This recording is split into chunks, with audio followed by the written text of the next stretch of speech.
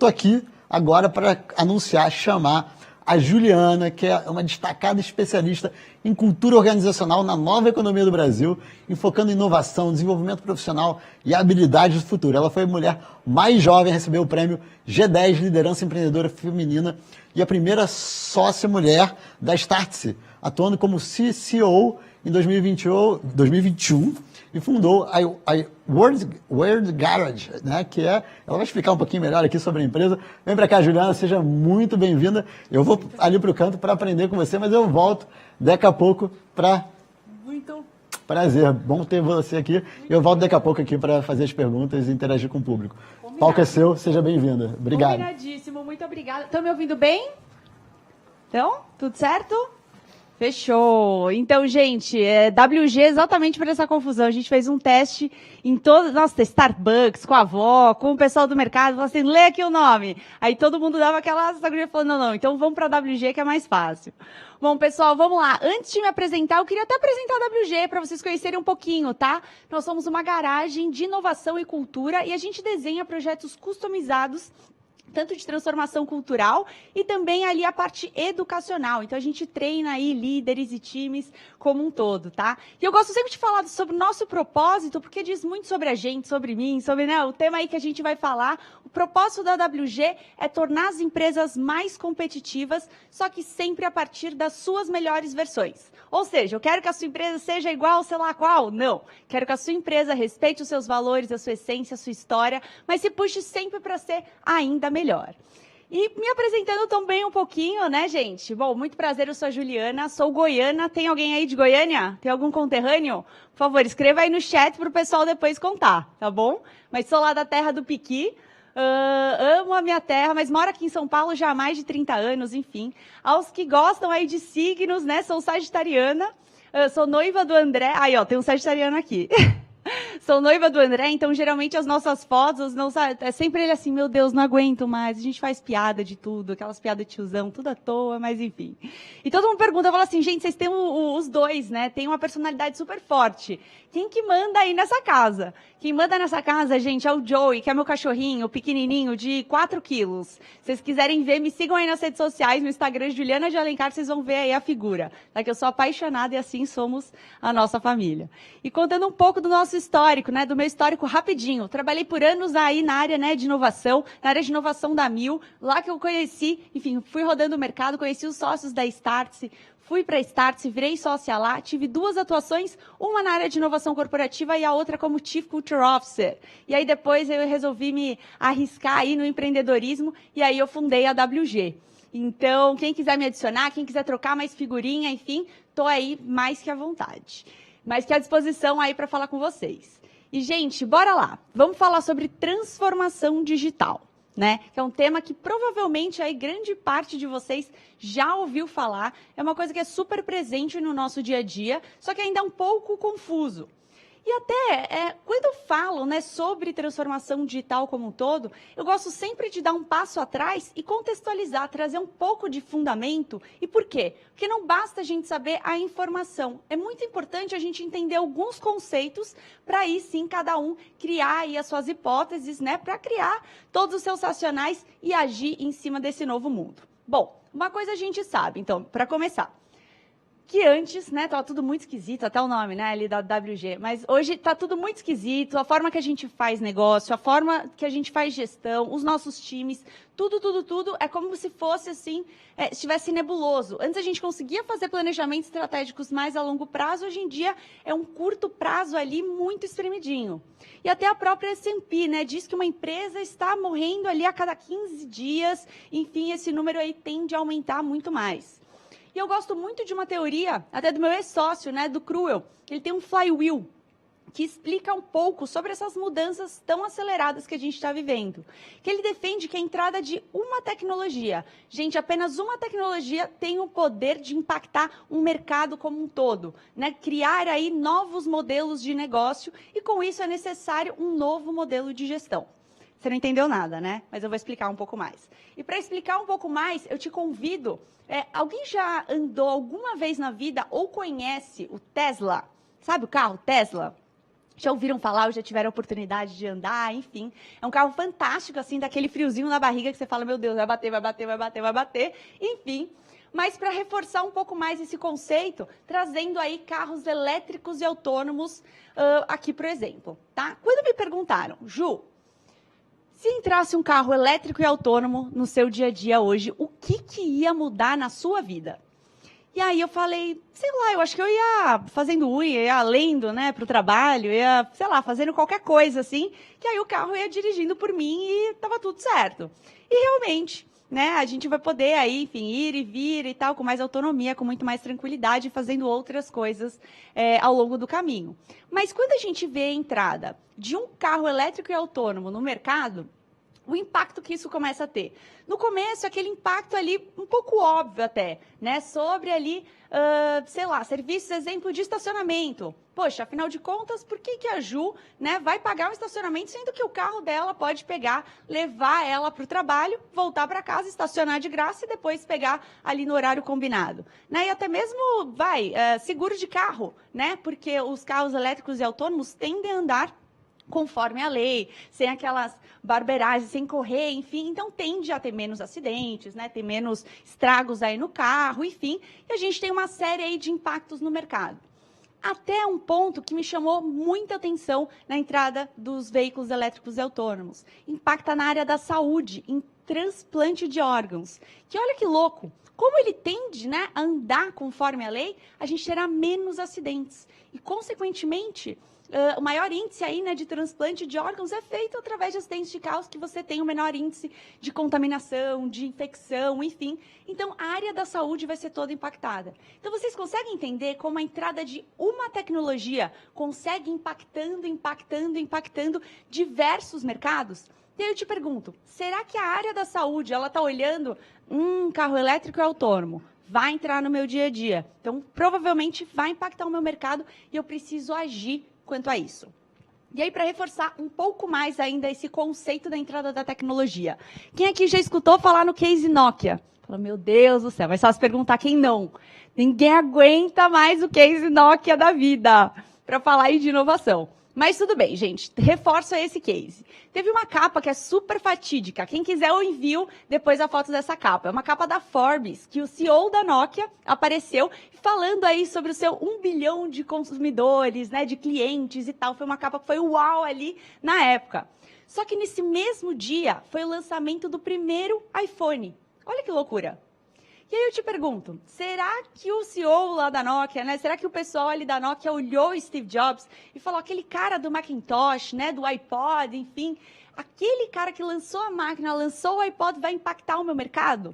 E, gente, deu no que deu, né? Era uma das empresas aí mais valiosas do mundo, enfim, um market share gigantesco, uma empresa de bilhões, e aconteceu o que aconteceu. Igual aconteceu com diversas outras empresas, como Kodak, Blockbuster e tal, que são vários cases que a gente conhece pra caramba. E ainda reforçando o ponto Apple, né? Esse talk aqui vai ser, vou trazer bastante exemplos, que eu sou super fã. Ainda no Steve Jobs, lá que lançou, né, o Macintosh lá atrás.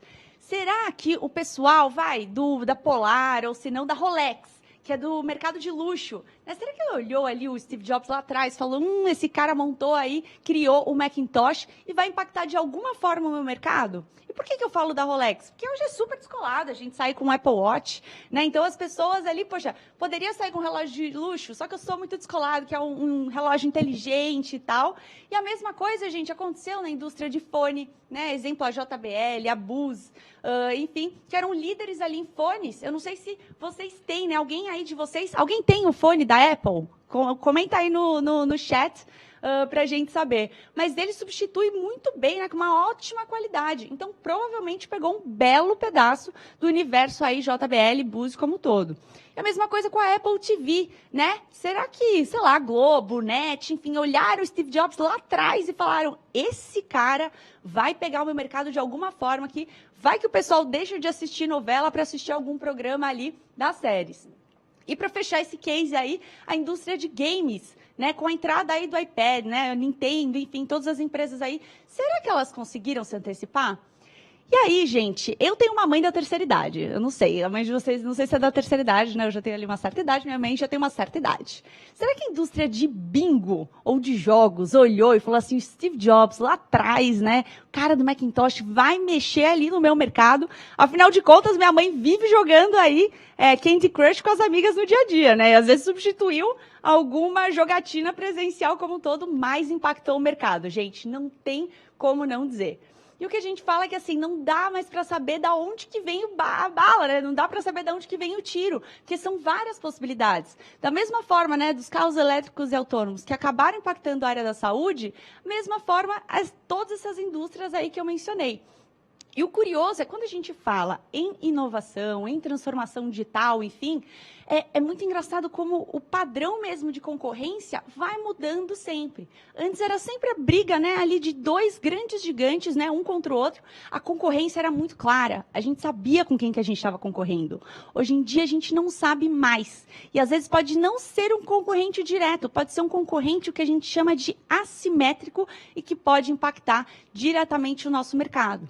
E quando a gente fala em inovação e transformação digital, gente, os concorrentes assimétricos, é importante falar sobre o conceito de uma startup, né? O conceito do nascimento de uma startup, que ela nunca nasce querendo ser, sei lá, uma instituição gigantesca, aquela coisa, meu sonho é ser, sei lá, a Tesla. Cara, não, o sonho de uma startup é pegar ali um produtinho daquela grande empresa, né? Ou não, um serviço, uma ineficiência e ser a melhor naquilo, né? É pegar o pequeno e conseguir utilizar as melhores oportunidades em cima daquilo. Então, é sempre assim, não dá mais para saber, gente, de onde que vem o tiro, de onde isso acontece, enfim. E para a gente reforçar esses conceitos, e falar sobre transformação digital, eu acho muito importante a gente olhar para o futuro. Só que também é muito importante a gente olhar para o passado, encontrar alguns padrões, né, que foram assim sempre muito presentes nessas empresas de tecnologia. E aí, eu até me pergunto, né, qual que é o segredo delas? Enfim, gente, olha alguns padrões aqui que eu encontrei. O primeiro, elas sabem onde estão atuando. Elas sabem onde estão atuando. O que isso quer dizer, Juliana? Que vocês conhecem aí alguns tipos de inovação possíveis? Eu vou trazer alguns exemplos para vocês. O primeiro, inovação cultural ou no modelo de gestão. Então, uma startup, ela sabe que ela criou um modelo de negócio e ela atua como inovação cultural e de modelo de gestão. Como exemplo aí, a Bloomcare, tem a Culture Rocks, tem a Pulses, tem diversas startups, enfim, que elas sabem que elas atuam diretamente ali na governança das empresas, tanto quanto a WG. Outro tipo de inovação, para vocês conhecerem, inovação em produtos. Que esse tipo de inovação já acontece há anos, né? Que são as inovações ali de produtos nas áreas de P&D. Então, como exemplo, a Apple, que eu mencionei, iPhone 1, 2, 3, 4, isso é inovação de produtos. Ou até mesmo café. Pô, lancei o café com sabor X, Y, Z. Usando o cartão de crédito, que agora tem esse benefício, aquele benefício, o outro e tal. Usando até um amaciante, pô, com um aroma diferente, uma embalagem diferente. Isso tudo é inovação em produtos, tá? O próximo tipo de inovação que as startups sabem onde estão atuando são as inovações em novos modelos de negócio. Como exemplo, gente, Casas Bahia. Quem aqui conhece Casas Bahia? Que ela sempre foi super famosa, né? Por vender aí geladeira, micro-ondas, fogão, enfim. E aí ela começou a vender também celular. Pô, Ju, então isso é um novo modelo de negócio dela? Não, porque ela continuou vendendo ali produtos. Só que além do celular, ela começou a vender o seguro do celular. Então, antes até, né, que ela só concorria diretamente com os varejistas, ela vendendo o celular começou a concorrer também com as empresas, né, as operadoras aí de celular, que antes eram exclusivas, né, nessas vendas, e aí ela começou a competir também com as seguradoras. Então, ela criou um novo modelo de negócio, uma nova fonte de receita. E a mesma coisa, exemplo do Uber, né, que cria aí o Uber X, enfim, isso aí, né, todas as categorias aí do Uber. São novos modelos de negócio? Não. Só que ele criou também o Uber Entrega. Então, que a partir do momento que antes ele só concorria, exemplo, com táxi, agora ele também concorre com a Log, concorre com Correios e diversas outras empresas aí de logística. E assim, gente, os novos modelos de negócio, eles são padrões em diversas empresas do ecossistema. Você olha, assim, as mandalas mesmo de inovação das empresas, elas são gigantescas. E por último, né, o último tipo de inovação que as startups sabem onde estão atuando são as inovações incrementais, que a gente fala que são inovações em processos, que é tudo que é dentro da empresa. E que os processos podem ser tanto internos, como exemplo, a digitalização da área jurídica da empresa, a digitalização da área financeira, eu estou criando aqui um processo muito mais inovador, ou inovação ali nos processos externos, que são atrelados ao relacionamento com os clientes. Então, são as inovações incrementais que a gente chama. Então, para você anotar, primeiro, inovação cultural, né, ou não nos modelos aí de gestão. Segundo, inovações de produtos. Terceiro, inovação em novos modelos de negócio. E quarto, em processos, para você inovar e entender aonde você, com a sua startup, ou com o seu projeto aí dentro da sua empresa, aonde você está atuando. E aí, gente, ainda falando aí nesses cases, né, e falando também um pouco, estressando um pouco mais aí o caso Apple, né, esse lance de você saber onde você está atuando, onde você está coberto e não, ele é muito curioso. Porque hoje, quando a gente pega a linha de receita ali da Apple, lembra que eles começaram com o Macintosh, né, então com um computador, enfim, ali e tal. Vocês já pensaram se eles não tivessem atentos aos clientes, hoje, como que seria o faturamento deles? E por que eu pergunto isso? Porque você sabe qual que é o produto que mais fatura na Apple? Em primeiro lugar, é o iPhone. Em segundo lugar, vocês sabem qual que é? Vocês acham que é o Macintosh? Acha? Não, gente. Em segundo lugar, estão os serviços. Então, serviços, imagina a cabeça ali de Steve Jobs e de todo o time, né, deles. Eles olharam e falaram, poxa, eu vendo, né, os computadores, iPod, iPhone, enfim, e são hardwares, né? E eles precisam ter manutenções, enfim, como qualquer outro equipamento. Provavelmente eu aqui, né, manipulando aqui, pensando com a cabeça deles. Poxa, vou mandar, se você tiver qualquer tipo de problema, ou se não precisar fazer algum tipo de atualização, enfim, entrega ali para uma autorizada Apple. Só que, cara, isso era uma coisa tão recorrente que eles começaram a ver como uma oportunidade mesmo de um novo modelo de negócio. E hoje virou a segunda maior fonte de receita da Apple são os serviços. Mas lembrando que eles incluem, tá? Tudo que é serviços também entra como o Apple Music e o Apple TV. Em terceiro lugar, os vestíveis, casas. Então, são os relógios, fones, cases, capas, enfim, os acessórios ali de home como um todo, são a terceira maior fonte de receita. Quarta, iPad, e apenas a quinta são os Macs, né? São os computadores ali como um todo. Então, é muito importante você saber exatamente qual tipo de inovação você está atuando como startup ou como projeto ali dentro de uma organização, e também qual você está descoberto e outras oportunidades que podem surgir ali com o tempo. Bom, gente, o próximo ingrediente aí, né? A próxima coisa muito padrão que a gente encontra no mercado é que eu vejo muito que as startups e as empresas inovadoras pouco se importam quem teve a ideia antes. Pouco importa quem teve a ideia antes. E por que a gente defende isso? Como exemplo, a indústria da música.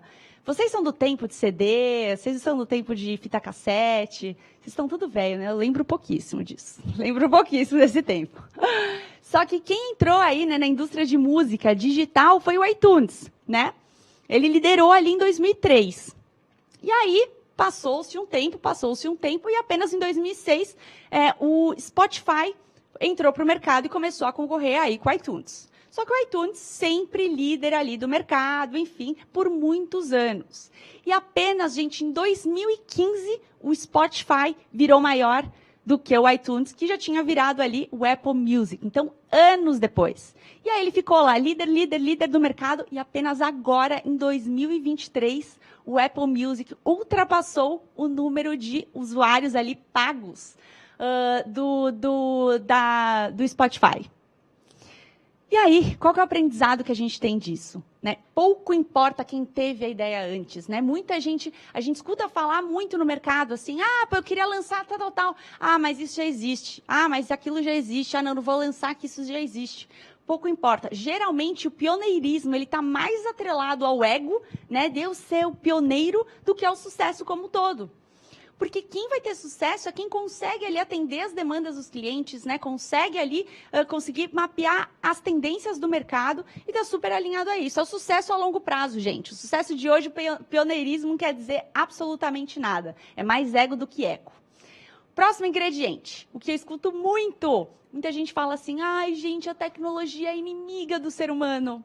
ela está roubando um monte de coisa do ser humano, eu não gosto, ela é inimiga, eu vou contra. E eu sou completamente contra essa teoria. E por que eu sou completamente contra essa teoria? Dando um passo atrás. Antes, a gente tinha... Como que as empresas, né, padrões, elas funcionavam no mercado? As empresas que a gente chama, exemplo, de velha economia, elas eram orientadas por dois públicos. O primeiro, os clientes, segundo, os investidores. Então, se eu quero tomar qualquer tipo de decisão, cara, para quem que eu vou escutar? Quem está me dando dinheiro ali? Cliente, investidor, acabou. E aí foram surgindo startups que elas olham sim para os clientes, só que elas olham também para as lideranças, elas olham para os colaboradores, olham para os seus clientes, olham para os investidores, para os parceiros de negócio, para o meio ambiente e para a sociedade como um todo. Elas são o que a gente chama de empresas orientadas a stakeholders, que olham múltiplos, né, públicos. Então, tomam essas decisões, criam produtos em cima de diversos outros públicos, têm seus discursos, né, muito mais coerentes do que simplesmente você olhar para dois. E a briga ela começa a ser muito mais complexa. Muito mais complexa por quê? Te dou um exemplo, tá? Do case Fleury. Alguém conhece aqui o Fleury de exames? O Fleury criou um aplicativo de exames que você consegue... Você já usou? Aí, ó, o pessoal que já usou. Você consegue agendar os seus exames através do aplicativo e, mais do que isso, você consegue ter o histórico de todos os seus exames no aplicativo. Ju, muito legal. X, hoje em dia, né, está super padrão, cada vez mais isso. Só que será que o Fleury, ele olhou simplesmente a área da saúde e falou, eu vou criar um aplicativo porque está todo mundo criando, então eu preciso ter um aplicativo de alguma coisa que eu não sei o que é? Ou será que ele olhou também, né, lembra ali dos públicos, os clientes, parceiros de negócio, liderança, meio ambiente, a sociedade como um todo, e olhou o nosso próprio comportamento humano hoje em dia? A gente vive na geração, entre aspas, Netflix, né? Em que eu tenho autonomia de entrar no Netflix, eu tenho acesso a todas as séries que eu quero, eu salvo, eu faço download para eu viajar, para eu fazer isso e aquilo, tudo na palma da minha mão. Então, o Fleury, ele provavelmente olhou e falou assim, cara, isso é um comportamento que já é padrão, não nos meus clientes, mas na sociedade como um todo. Então, ele foi e criou esse aplicativo com todos os seus exames ali em mãos e, mais do que isso, te entregou ali diversas possibilidades de dados. Então, você consegue mapear e ver o histórico ali dos resultados dos exames dos últimos tempos. Então, como exemplo, se eu vou hoje num médico e um médico olha e fala assim, Juliana, você está com vitamina D baixa. O que está acontecendo aí na sua vida que você está com vitamina D baixa? Eu hoje tenho a autonomia, tenho a capacidade, tenho o poder de abrir o aplicativo e falar assim, não é hoje que eu estou com a minha vitamina D baixa. Eu sempre tive vitamina D baixa. Se você olhar os últimos 10 anos, minha vitamina D sempre foi baixíssima. Então, de acordo com a hipótese aí que você está criando de alguma patologia, cara, isso não é uma coisa pontual. Isso já é um comportamento aí muito padrão no meu corpo. Gente, isso é fantástico para tomada de dados, né? Tomada de decisão aí muito baseada em dados. E sem tirar, gente, que quando a gente fala aí na tecnologia ser amiga ou inimiga, né, do ser humano, eu defendo muito no ponto da própria inclusão. Né? Hoje a gente tem, mais de 11 milhões, exemplo, de surdos no Brasil e mais de 500 milhões no mundo. E a gente, assim, tem mais do que muitas cidades, né, por aí. E, assim, a mãe da minha melhor amiga, ela é surda. E em conversas, assim, com ela fala assim, acho que os maiores presentes que você pode dar, né, é autonomia, para a gente fazer tudo que a gente quiser sozinho, sabe? Sem precisar de ninguém. Esse é o maior presente que a gente pode ter. E como um exemplo ali dos surdos, né, e como a tecnologia ela é amiga do ser humano, quem usa aparelho auditivo e vai em um evento, por exemplo, ou shopping, ou qualquer lugar público, é um terror.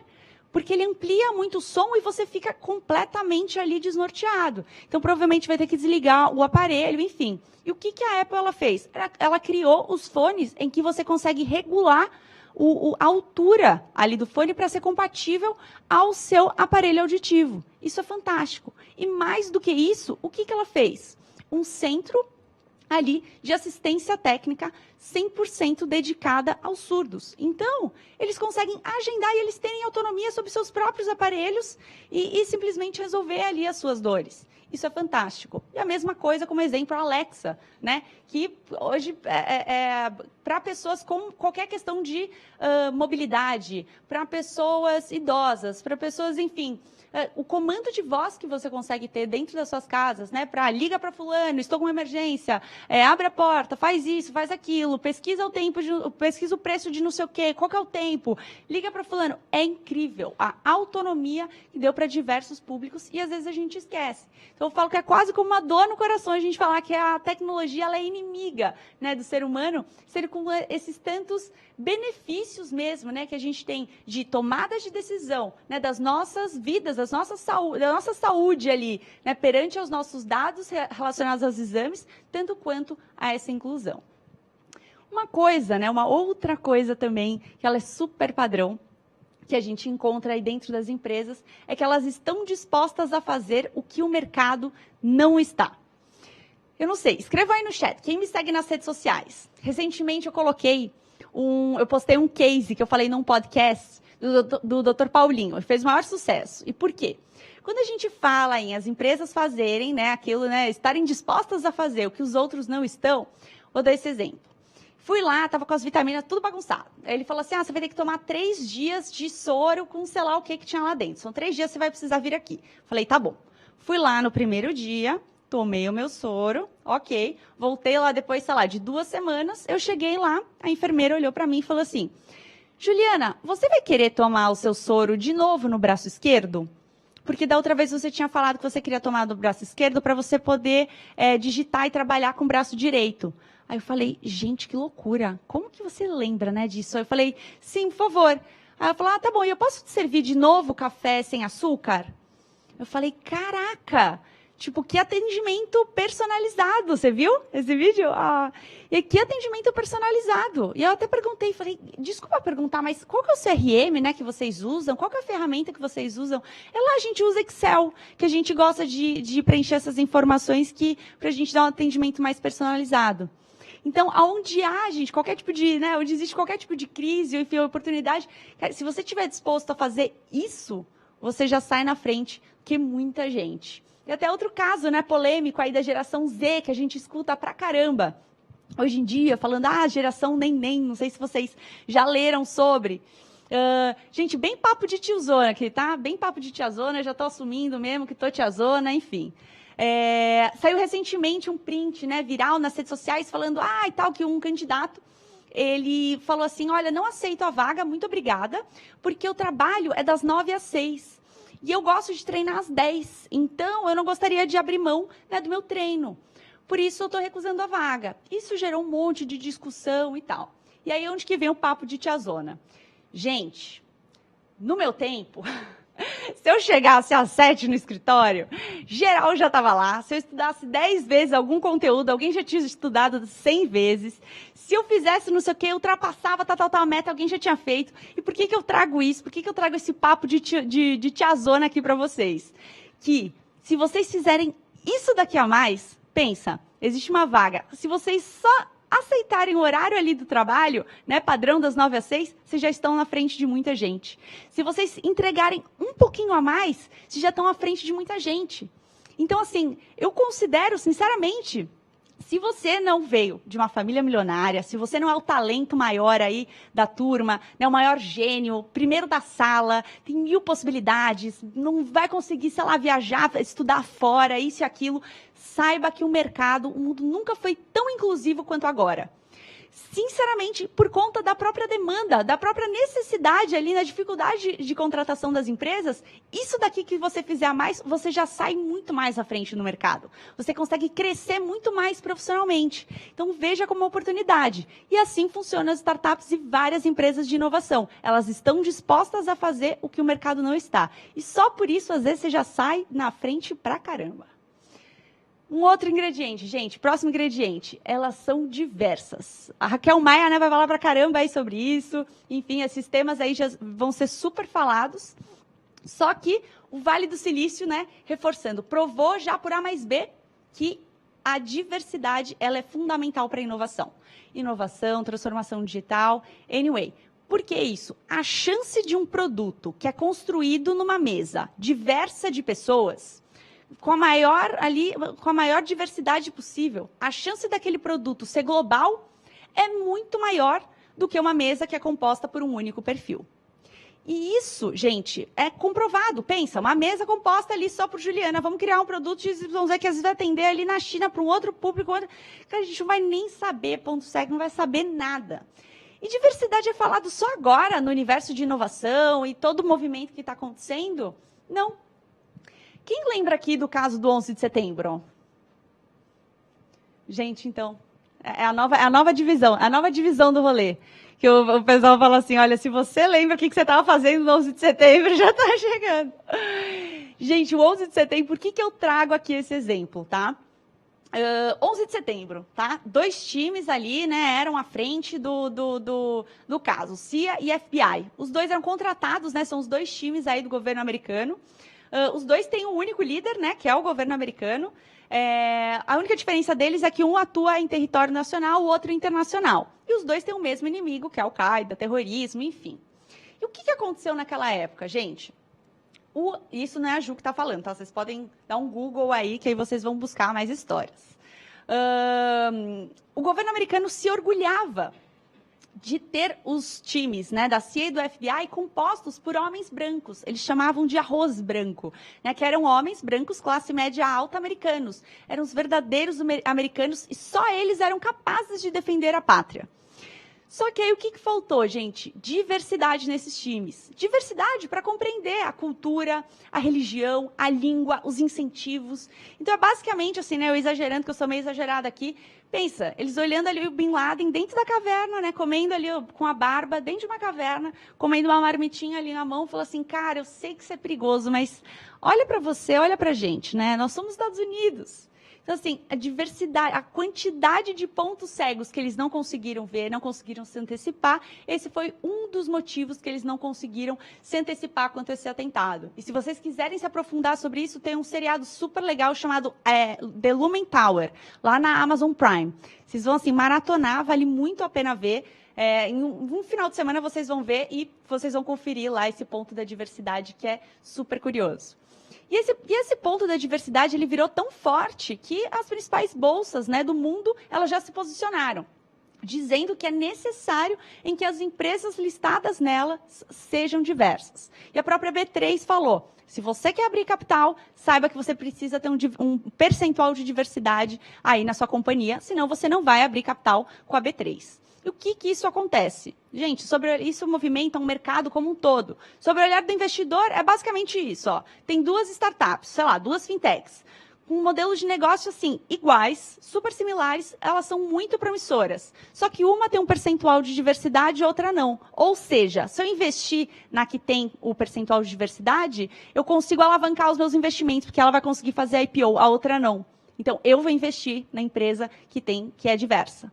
Então, isso virou um critério mesmo de investimento, virou um critério de inovação.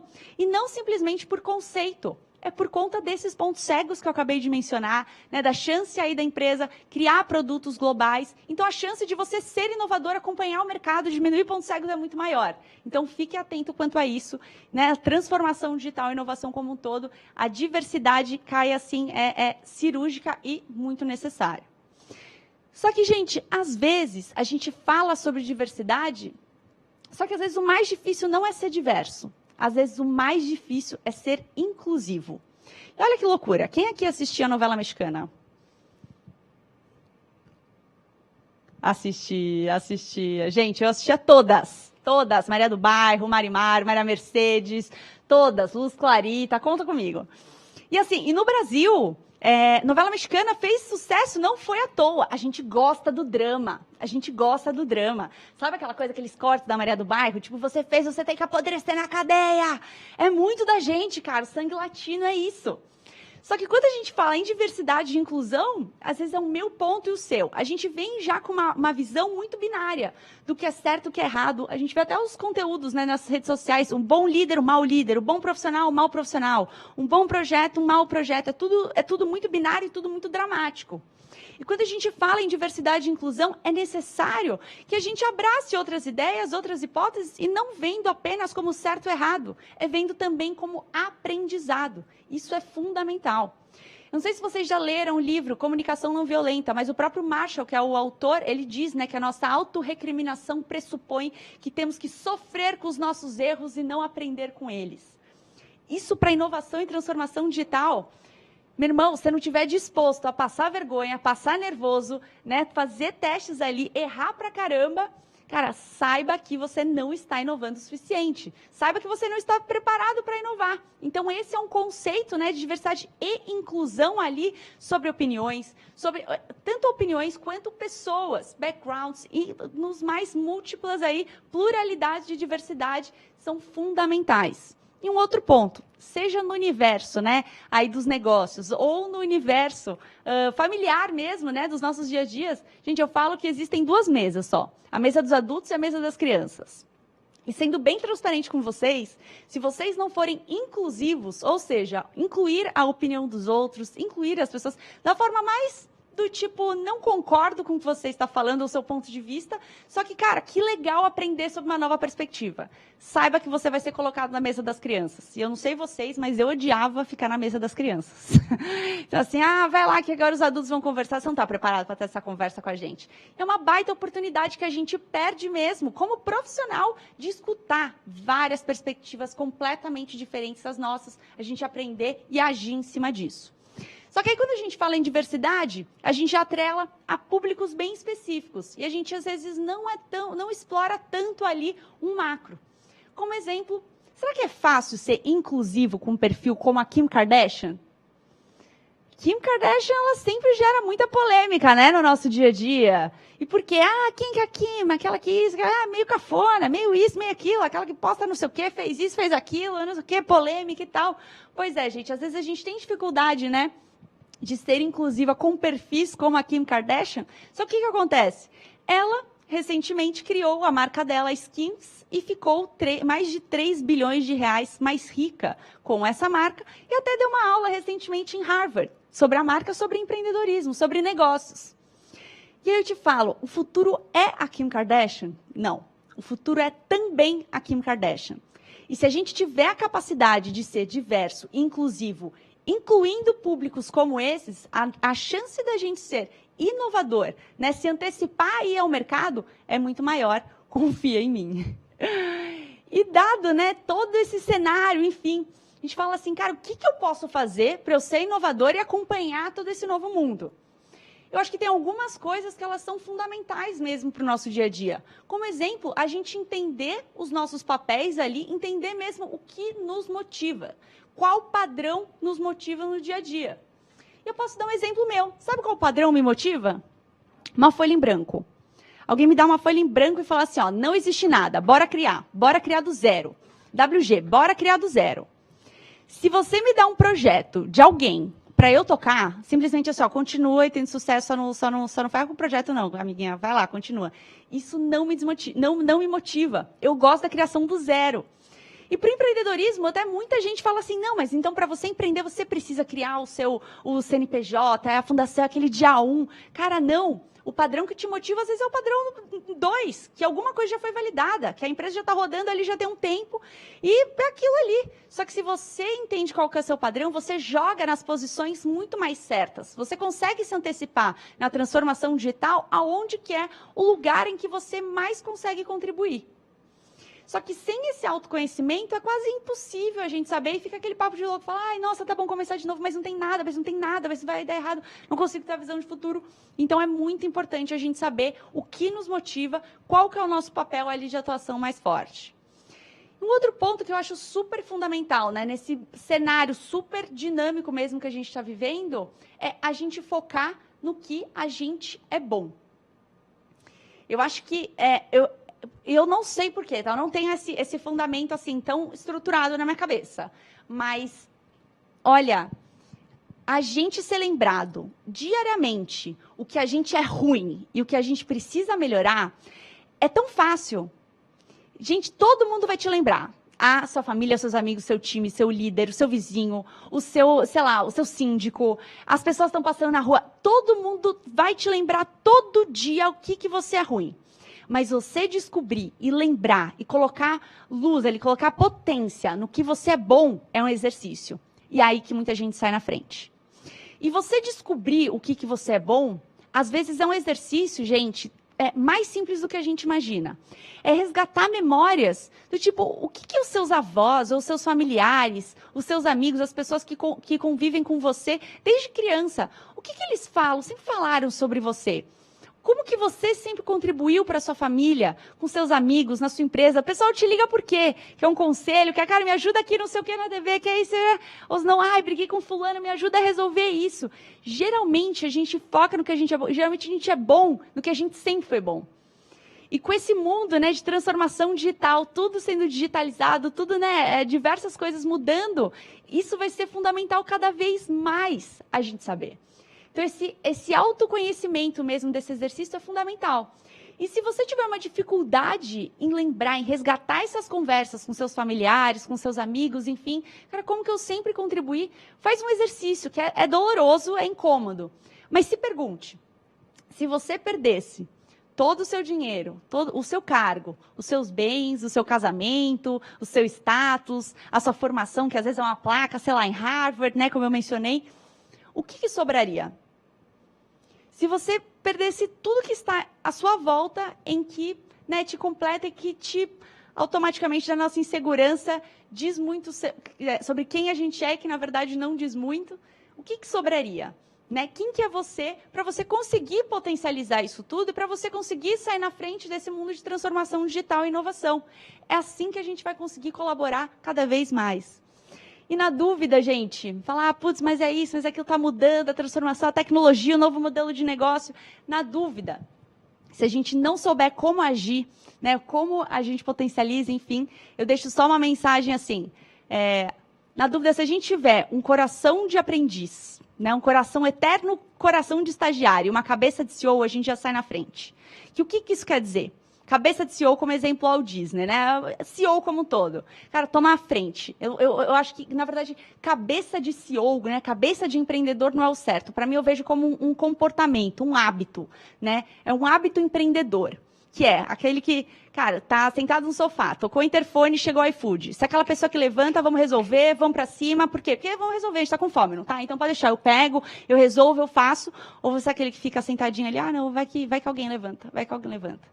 Cara, de você tomar a frente, se responsabilizar, você já sai assim à frente da média, mas deslanchando. Então, assim, a cabeça de empreendedor e o coração de estagiário, que eu adoro o Robert De Niro, o estagiário ali, ele no filme Estagiário. É você ter a humildade mesmo de você conseguir aprender com tudo e com todos, independente do background, independente de quem é, independente da cara, da cor, da raça, assim, das crenças, religião, independente de qualquer coisa, independente se é um curso estruturado, se é um evento maravilhoso como esse, se é um conteúdo no YouTube, LinkedIn, independente, se você tiver a capacidade de aprender da forma mais genuína possível, sempre partir do princípio que o outro sabe mais que você e que você tem muito a aprender com o outro, independente do que seja, eu acho que a gente já sabe muito na frente. E é isso, gente. Muito obrigada. Queria pedir para o pessoal compartilhar as minhas redes para eu me conectar com todo mundo, que vai ser um prazer aí trocar essas figurinhas. Muito bom, Juliana. E eu volto aqui agora para essa fase de interação com o público que está assistindo a gente, né? Com muitas perguntas, muitas coisas aqui para você compartilhar. Foi muito legal. Eu queria dizer, já começando aqui, ó, a minha esposa é de Brasília, que ela fala até que é do quadradinho de Goiás, e ela adora pequi. Você falou aqui, então a gente come pequi lá em casa. Eu sou carioca, mas o pequi está também na nossa culinária. E ela é goiana, né? Porque, na verdade, antes tudo ali era goiana, e só pegaram o cercado e falaram, agora é Brasília aqui, é goiana. Goiana, exatamente. E a gente tem uma cachorrinha também, pequenininha, que tá lá em casa há 3... Tá em casa não, ela tá com 3 meses agora, então... Como chama? Agnes. Agnes, querida. Tá lá, a primeira vez que eu me distancio dela, depois que ela chegou lá em casa. Mas vamos para as perguntas aqui. Como a transformação digital está influenciando a relação entre as empresas e clientes, levando em conta personalização em massa e análise de dados e interação em tempo real? Ou seja, né, assim, uma pergunta bem complexa, né, bem ampla. Né, transformação digital tem muito dado, tem essa questão de falar de forma massificada, mas ao mesmo tempo personalizando. Né? Você deu exemplo aqui até do cafezinho, da injeção no braço. Sim. Ou seja, é um mundo em que tem aí uma dupla mudança, né? Você vai para um lado de muito dado, muita informação, tratar todo mundo, né, como uma massa, mas ao mesmo tempo você tem que cuidar cada um individualmente. Perfeito. Eu acho que é uma influência ali como um todo e é um desafio. E eu acho que é também você conseguir escolher quais são as suas batalhas. E ser muito fair e muito transparente com os clientes, tá? Eu sei que isso é uma dificuldade, principalmente em grandes empresas, em que às vezes tem sócios acionistas, né, tem capital aberto, não tem toda uma reputação a zelar. Só que, gente, agora é a hora, né? Eu acho que o mercado está de coração aberto para testar junto. E eu acho que quando você tem cada vez mais humildade mesmo, sabe? Em dizer assim, cara, estamos fazendo esse teste. Quem topa realizar esse teste aqui com a gente? Eu acho que tende a ter muito mais sucesso do que a gente, às vezes, fala assim, olha, não, estou testando, mas de uma forma muito arrogante, do tipo, sabe, assim, que às vezes é eu sei como fazer. Mercado. Exato. Então, eu acho que se as empresas, elas se posicionarem, né, como eternos aprendizes e, cara, a gente está buscando melhorar cada vez mais com os clientes. Eu acho que a chance é cada vez mais dar certo e a simplicidade do negócio. Transparência. É a transparência e eu acho que fazer testes também de uma forma muito simples, né? Não precisa, às vezes, inventar a roda, fazer assim, sabe, de uma coisa... eu prefiro que, exemplo, uma empresa, ela demore 24 horas para me responder, do que eu falar com um chatbot que não me dá a alternativa da resolução de um problema que eu tenho. Então, que eu fico assim, tá bom, mas você não me resolveu, mas eu tô aqui, tem 10 minutos falando com o chatbot e não tá resolvendo. Tá perdendo seu tempo, né? Exato. A evolução, às vezes, não necessariamente ela é boa para o cliente, né? Esse é um ponto também que as pessoas... Exato. É uma fase, assim, de teste, que às vezes vão começar pequeno. Você acha que essas grandes empresas que têm aí uma história, uma cultura, que têm a dificuldade, talvez, até de ser humilde, como você falou, o uso de novas empresas, sejam startups, sejam até spin-offs dessas empresas, isso é uma forma também de ter essa agilidade e conversar com o mercado de uma forma mais rápida, sem perder o peso da empresa? Não, com certeza. Assim, é uma estratégia e até uma estratégia muito inteligente que ela tem. Né, como mencionado, às vezes é uma empresa de capital aberto em que tem um risco de imagem, né, muito maior, dependendo do risco ali da iniciativa que vai ter, pode ter um impacto gigantesco na empresa como um todo. Então, vale, né, fazer tanto, às vezes, parceria de contratação, até mesmo investimento ou spin-offs, né, fazer esses testes com empresas pequenas em que elas já partem do princípio que elas estão validando e o mercado, assim, cara, se ele topou ser cliente daquela startup, é porque ele sabe que está naquela fase. Então, acho que é excelente para os dois mundos e é uma baita estratégia de se fazer.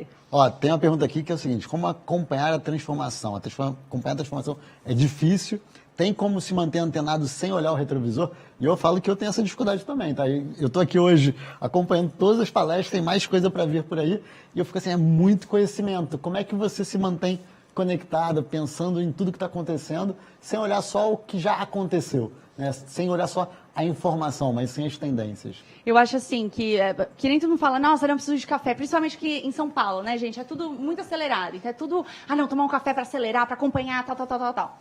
Eu falo, então, quem toma um chá de camomila, gente, é um mega diferencial. E com certeza vai ver coisa que o pessoal do café não tá vendo.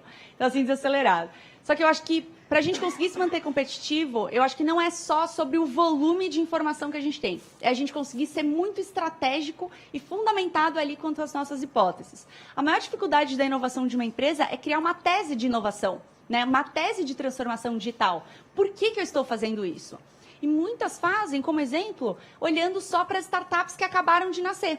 Aí você fala, poxa, então o meu embasamento é porque meu concorrente está fazendo, acabou de lançar uma startup. Então vamos fazer, porque agora é a hora. Cara, calma.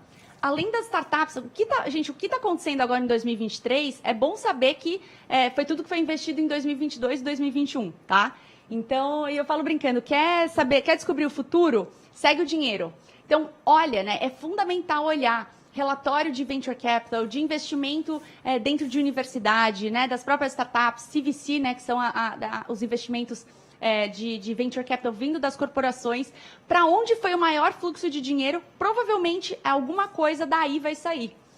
E tanto quanto olhar, né, os projetos acadêmicos, o que está acontecendo. Então, assim, é um olhar 360 e dedicar a sua energia de forma estratégica, não com afobação ali, né, sobre o volume de informação que a gente tem recebido. E uma forma também de vocês se manterem conectados e ativos é acompanhando a Juliana, contratando a empresa dela, né? É uma forma de fazer isso. Mas a próxima pergunta é a seguinte, até uma provocaçãozinha, eu acho, mas imagina a resposta, né? A Apple é gigante, você acredita no mito da garagem ou acredita que isso é apenas marketing? Como crescer de forma sólida e orgânica no digital?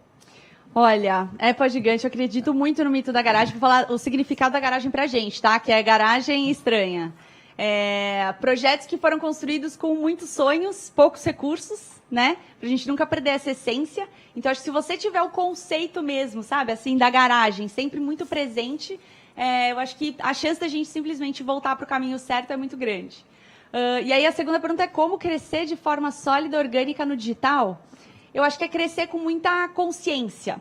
Então, é testar e validar com muita consciência. E ter os aprendizados ali completos. Então, eu acho que o foco primeiro nem é, no caso, escalar.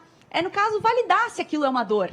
Né? É validar se aquilo realmente a gente está solucionando um problema real do mercado. Então, eu acho que isso você já sai na frente. E se tiver dúvida, né, sobre esse crescimento orgânico e sólido no digital, é você sempre se fazer uma pergunta se você está resolvendo a vida de alguém de alguma forma. Então, você está fazendo o outro ganhar mais dinheiro, economizar mais dinheiro, ganhar tempo com a família, ter uma experiência de trabalho, né, muito melhor, uma jornada muito mais gostosa ali dentro da empresa, se divertindo, ou tendo mais saúde, tendo mais prazer, podendo viajar. Alguma coisa você está resolvendo a vida do outro? Se sim, a chance de você se manter sólido e ter um crescimento aí, eu acredito pelo menos que é maior. Legal. E nesse meio, nesse mundo de evolução, de novas tecnologias, até mesmo de rupturas, né? Como é que é o desafio de manter a evolução, de inovar com princípios éticos, éticos e sociais? Como é que você faz isso querendo transformar o mundo, mas ao mesmo tempo preso tanto pelas barreiras legais, mas também pelo como o mundo enxerga hoje a realidade ética e social? Não, perfeito. Eu acho que é a pergunta de milhões. Quem souber, por favor. Acho que é o maior desafio que todas as empresas elas estão vivenciando, acho que tanto pelo lado ético, né, versus a transformação, tanto quanto pelo sucesso e resultado operacional versus a inovação de apostas no futuro. Eu acho que hoje é você conseguir centrar na ambidestria, né, na gestão ali ambidestra, de você conseguir fazer com que a operação ela funcione muito bem dentro das normas ali necessárias e você conseguir experimentar. E aí vai exemplo de um experimento aliado a startups, como você mencionou, né? Ou se não, ali alguns testes, experimentos ali pequenos, mas medindo muito risco, né? Eu tenho uma matriz que é o dos 5Ps, que também está nas redes sociais, Juliana de Alencar, em que lá eu conto muito sobre como você tomar decisões de uma forma mais assertiva, né? Tendo um racional ali muito, como exemplo, poxa, numa perda. Se aquele projeto der errado, eu suporto essa perda, né? Ou até mesmo se aquele projeto der muito certo. Cara, mexe o ponteiro da empresa que vale a pena eu dedicar todo esse esforço, dinheiro, enfim, e tudo mais. Então, eu acho que tem um racional por trás. Mas é o desafio de todo o mercado mundial hoje é essa ambidestria. Você falou um pouco, eu acho que é um tema, eu concordo plenamente com você, quando você fala que não vai faltar emprego, né? Não vai faltar... o mundo vai se adaptar, as coisas vão mudar. Mas como é que você vê essa transformação digital no mercado de trabalho? As pessoas se adaptando, como essa transformação, inclusive, acho que até olhando para o Brasil, né, que tem muita coisa bacana, mas também tem atraso em muitas coisas. Olha, outra pergunta também de milhões, né? Mas eu tenho algumas apostas. Se fosse fácil, você não estava aqui, né? Eu acho que se fosse fácil, eu não estava aqui. Eu acho assim, a gente já passou por algumas revoluções, né? Revolução industrial, enfim, em que a gente teve esse mesmo questionamento. E até muito curioso. Eu sou viciada em ver vídeos curiosos de lançamentos, assim, sabe? E eu estava vendo um vídeo de lançamento do primeiro caixa eletrônico no Brasil. Então, que eles passavam lá, tal, a reportagem no Jornal Nacional, e eles falavam da angústia, né, do ser humano. Poxa, então, o que vai acontecer com as pessoas, né, que ficam ali no caixa e que os clientes, eles chegam lá falando, olha, quero sacar tal dinheiro, né, versus o caixa eletrônico. Então, eu acho que essa é uma angústia que a gente, não é de hoje, é de sempre, só que eu acho que a diferença que a gente tem hoje em dia é o acesso à informação, né, eu acho que a informação e a educação nunca foi tão abundante, tão democrática, de graça. Então, eu acho que quem tiver mesmo, assim, sabe, a vontade de, cara, ir atrás, buscar se desenvolver, sabe, assim, eu acho que aumenta muito mais as suas chances, né? Isso a gente dizendo em caráteres normais. Existem todas as questões sociais, políticas que a gente sabe que dificultam, e que não tem nem como, né, mencionar e nem vamos entrar nessa questão. Só que hoje é um fato que as informações e a educação ela é muito mais democrática. Então, acaba possível. neutralizando, é possível. E você, né, a pergunta aqui do nosso público aqui, qual a sua dica para ser notada? Como indica uma mulher mais jovem, empreendedora, né? Como é que faz para ser notada? Para ser Juliana hoje, né? O que você indica aí? Qual é a dica para os nossos espectadores? Olha, por muito tempo, eu acreditei que eu não seria notada se eu fosse a Juliana. E olha que loucura. E depois que eu comecei a realmente, sabe, ser a Juliana, acreditar na Juliana, nos valores da Juliana, a forma que a Juliana fala, as piadas sem graça, tudo ali da Juliana, cara, as coisas elas começaram só vir coisa boa, sabe?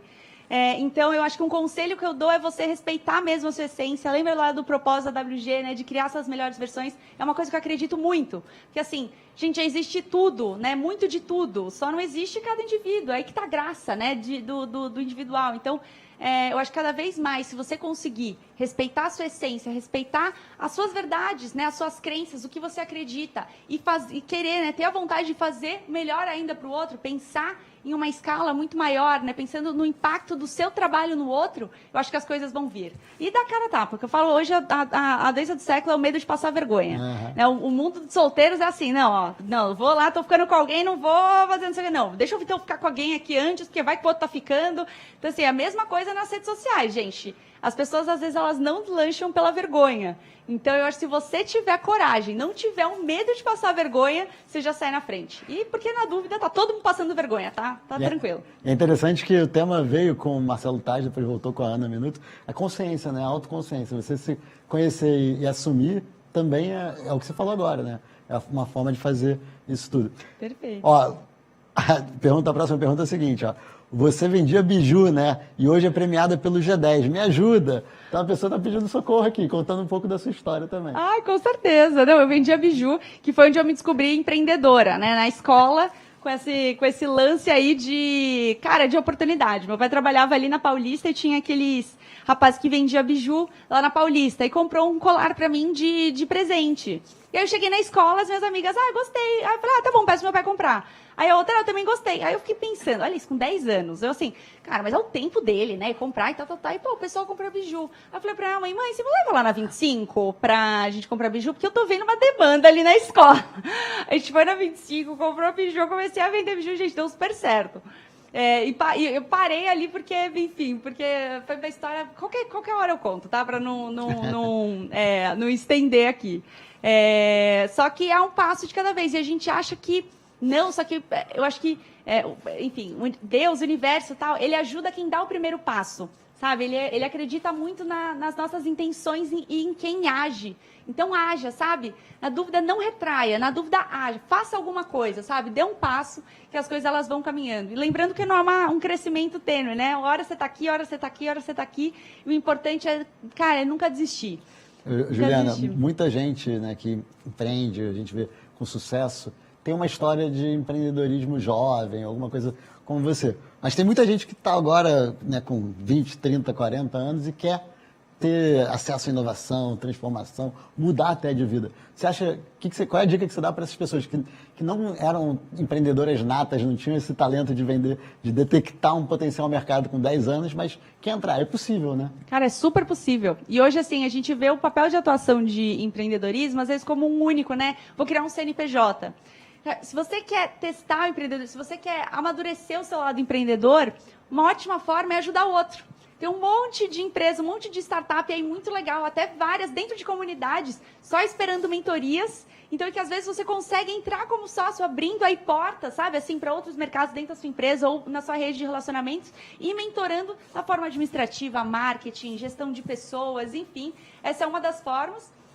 E também entrando como investidor anjo, né? Às vezes pequenininho ali dentro de um percentual, dentro de uma startup, e por que não, em um segundo momento, fazer parte realmente ali daquela startup. Então, ou não estudar aí todos os modelos, né? Se juntar com quem você já empreendeu. Então, é importante saber o seu papel, entender quais são as suas expertises e quem você deve se juntar, né? Então, um exemplo, quem quiser montar a startup ali do zero. Eu gosto de falar que são 4 perfis que eles precisam estar juntos, 4 perfis assim que é de sucesso. É alguém que é aquele comercial, marketing, enfim, vendedorzaço. Segundo, alguém que é muito bom de produto, em que vai cada vez mais embalar ali o produto. Terceiro, de operações, que vai fazer a parte administrativa da empresa. E quarto, tech, né, que vai criar toda a tecnologia, enfim, de escalar. Então, qual que é o seu papel de atuação aí dentro desses 4 componentes, dentro desses 4 perfis? E chama aí a galera para compor o seu perfil. Um time bom, né? Juntar pessoas. time bom. Exatamente. Gente, a conversa aqui está ótima, mas a gente está chegando aqui no final do tempo. Então, eu pedi, Juliana, para você se despedir, né? Passar uma mensagem final, também deixar mais uma vez aqui seus contatos para quem quiser te acessar em breve também. Ai, com certeza. Prazer estar aqui. Obrigada pelo tempo, obrigada por todas as trocas. Foram várias perguntas, o pessoal estava rodando aqui. Quem quiser trocar mais nas redes sociais, tanto o meu LinkedIn quanto o meu Instagram é /Juliana de Alencar. Vai ser um prazer aí trocar com vocês. E compartilhar também os materiais que eu mencionei. Então, manda lá que eu peço para o time enviar ou até mesmo eu envio ali rapidinho via inbox. Legal. Obrigado, Juliana. Super obrigada.